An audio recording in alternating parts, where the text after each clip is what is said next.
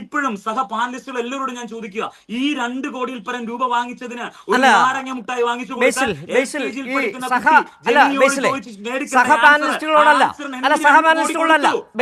സഹപാനലിസ്റ്റുകളോട് ഇതിന് മറുപടി പറയാൻ പി.കെ. ഗോപൻ തന്നെയുണ്ട്. അതിൽ എനിക്കൊരു സംശയം, ഞാനൊരു കാര്യം പറഞ്ഞുകൊണ്ട് പി.കെ. ഗോപനിലേക്ക് പോകാം. ഈ ചോദിച്ച ചോദ്യമുണ്ടല്ലോ, ഞാനൊക്കെ ഈ ബൈക്കും കാറും ഒക്കെ ഉപയോഗിക്കുന്ന ആളാണ്. ഈ AMC എന്ന് പറഞ്ഞ ആനുവൽ മെയിൻ്റനൻസ്, അതായത് വണ്ടിക്ക് സർവീസ് ഏതെങ്കിലും തരത്തിൽ, ഞാനൊന്ന്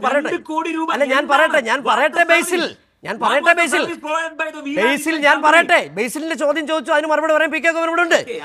അതെ, പി.കെ. ഗോപൻ മറുപടി പറയും. അതായത് ഈ സോഫ്റ്റ്വെയർ എന്ത് തരം സേവനമാണെന്നുള്ള സംബന്ധിച്ച് നമ്മൾ ഒരുപാട് ചർച്ച ചെയ്താണ്. സോഫ്റ്റ്വെയർ സേവനങ്ങൾ ഇത്തരം കൺസൾട്ടൻസിക്ക്. അതെ, ആൻസർ പി.കെ. ഗോപൻ. അല്ല, അദ്ദേഹം മാത്രമല്ല, അദ്ദേഹവുമായിട്ട് ബന്ധപ്പെട്ട ആളുകളെല്ലാം മുമ്പ് പറഞ്ഞിട്ടുള്ള ഈ കാര്യങ്ങൾ പലതവണ വിശദീകരിക്കപ്പെട്ടതാണ്. എങ്ങനെയാ വിശദീകരിച്ചെന്ന് ചോദിച്ചാൽ, അദ്ദേഹം പറയുന്നത് എന്ത് സേവനമാണ് വീണ വിജയൻ കൊടുത്തത് എന്നുള്ളതാണ്. അത് ഞാൻ പറയാം. അതിനു മുമ്പ് ഈ രമേശ് ചെന്നിത്തല വാങ്ങിച്ച എത്ര കോടി രൂപയാണ്? നിയമപരമായിട്ടാണോ കൈവാങ്ങിച്ചത്? ഉമ്മൻചാണ്ടി സാർ വാങ്ങിച്ച എത്ര കോടി രൂപയാണ്? Answer the question. ചക്ക എന്ന് പറയുമ്പോ മാങ്ങയ്ക്ക് നല്ല മധുരമുണ്ടെന്നല്ല ഉത്തരം പറയണ്ടേ? മര്യാദക്ക് എനിക്ക് സുഹൃത്തെ, അവിടെ ഞാൻ പറഞ്ഞു തരട്ടെ.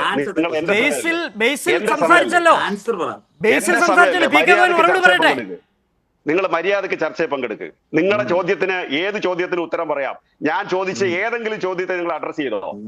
ഞാൻ ഈ ചർച്ചയുടെ ആമുഖമായിട്ട് ചോദിച്ച ഒരു ക്വസ്റ്റ്യനെ അഡ്രസ് ചെയ്തിട്ട് നിങ്ങൾ ഉത്തരത്തിലേക്ക് വന്നോ? അങ്ങനെ വരാത്ത നിങ്ങൾക്ക് എന്ത് ധാർമ്മികത ഇക്കാര്യത്തിൽ പറയാനുള്ളത്? അതുകൊണ്ട് പറയുന്നത് എന്താ ശ്രദ്ധിക്കൂ. അതായത് ഇവര് വാങ്ങിച്ചിട്ടുള്ള ഫണ്ട് ബാങ്ക് വഴിയാണോ വാങ്ങിച്ചത്? നാട്ടിലെ നിയമം അനുസരിച്ച് 25,000 രൂപയിൽ കൂടുതൽ വാങ്ങണമെങ്കിൽ ബാങ്ക് വഴി വാങ്ങിക്കണം. കുഞ്ഞാലിക്കുട്ടിയും ഉമ്മൻചാണ്ടിയും രമേശ് ചെന്നിത്തലയും ഒക്കെ പൈസ കൈപ്പറ്റിയത് ബാങ്ക് വഴിയാണോ? 25,000 രൂപയിൽ താഴെയാണോ അവർ സംഭാവന വാങ്ങിച്ചത്? നിങ്ങളുടെ സമയത്ത് ഉത്തരം പറഞ്ഞാൽ മതി. രണ്ടാമത്, സേവനം എന്താണെന്നുള്ളത്. സേവനം ഒരു സ്ഥാപനവുമായിട്ടുണ്ടാക്കുന്ന ആനുവൽ മെയിൻ്റനൻസ് കോൺട്രാക്ട് ആണ്. നിങ്ങൾ ഏത്, പ്രത്യേകിച്ച് IT മേഖലയിൽ AMC ആ സ്ഥാപനത്തിന് കൊടുക്കേണ്ട സോഫ്റ്റ്വെയർ സേവനമാണ്.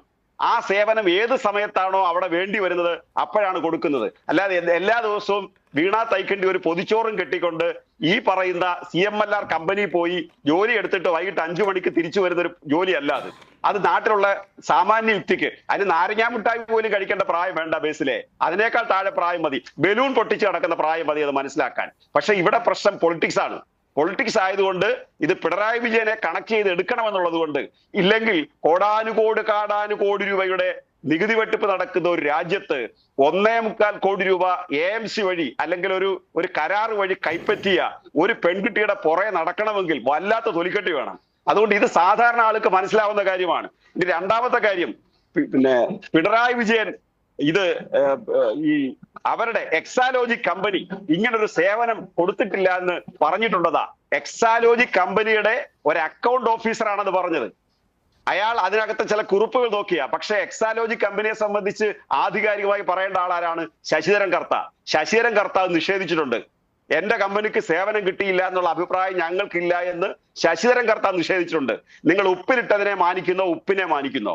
അതാണ് പ്രധാനപ്പെട്ട പ്രശ്നം. അവിടെ നിങ്ങളുടെ 2 ചോദ്യത്തിന് കൃത്യമായിട്ട് ഉത്തരവുണ്ട്.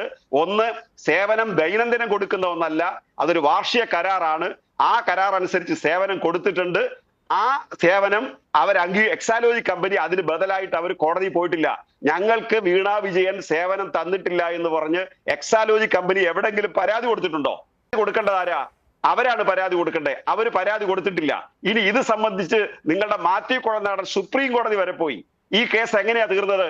ഈ കേസ് യഥാർത്ഥത്തിൽ SFIO അന്വേഷിക്കുന്നതിന് മുമ്പ് ഈ കേസ് തീർപ്പ് കൽപ്പിക്കപ്പെട്ടതാണ്.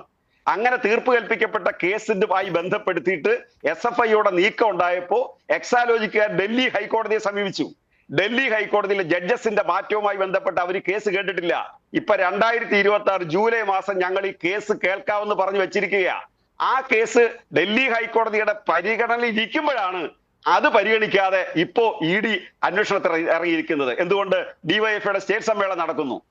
അതുപോലെ CPMന്റെ സ്പെഷ്യൽ സംസ്ഥാന കമ്മിറ്റി നടക്കാൻ പോകുന്നു. അതിന്റെ മുന്നോടിയായിട്ട് ഇരിക്കട്ടെ എന്ന് കരുതിയിട്ട് ഇറങ്ങി തിരിച്ചതാണ് ഈ സംഭവം. അതുകൊണ്ടാണ് ഞാൻ നേരത്തെ പറഞ്ഞത്, നിങ്ങൾ ഉത്തരം പറഞ്ഞോ? നിങ്ങൾ പറയുക, ആൻസർ ടു ക്വസ്റ്റ്യൻ എന്ന് പറയുക. എവിടെ ശിവശങ്കർ? എവിടെ ലാവ്ലിൻ കേസ്?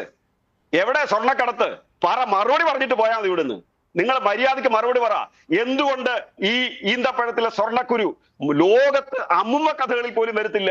ഈന്തപ്പഴം എടുത്തിട്ട് കുരു എടുത്ത് മാറ്റിയിട്ട് അതിനകത്ത് സ്വർണം കയറ്റുന്നു, ഖുറാനകത്ത് വെട്ടി അതിനകത്ത് സ്വർണ്ണം ഇറക്കി വെക്കുന്നു, എന്നിട്ട് KT ജലീലും പിണറായി വിജയനും കൂടെ ലോറി പിടിച്ച് രാജ്യത്തെല്ലാം കൊണ്ടുവന്നത് വിൽക്കുന്നു. മര്യാദ എന്ന് പറയുന്ന സാധനം വേണ്ടേ? മലയാള മനോരമയ്ക്ക് ഇല്ലാത്തൊരു സാധനം നിങ്ങളോട് ചോദിച്ചിട്ട് കാര്യമില്ല.